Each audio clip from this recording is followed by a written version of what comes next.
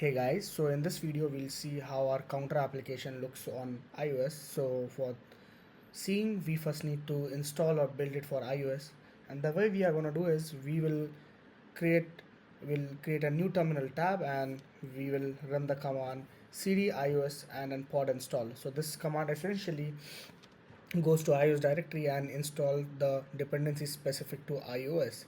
So when we run this command,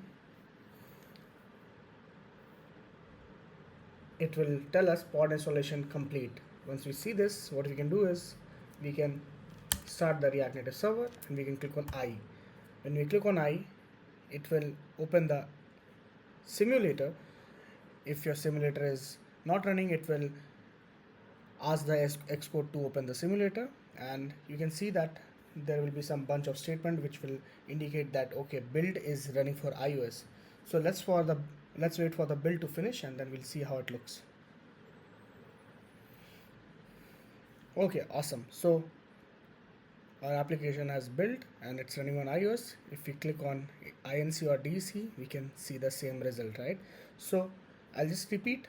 In order to run any React Native application on iOS, the first and the foremost thing you need to do is you need to go to iOS directory, which is present in your root, right?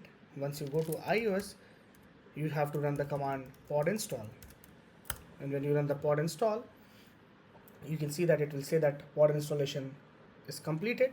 Once it is done, all you need to do is in your React Native server, which you start by running the command npx react-native start, you see there's an option called as I run I on iOS. If you click on it, it will build for it. So that's how our application is looking on iOS, and that's how we build our application for iOS. Thank you.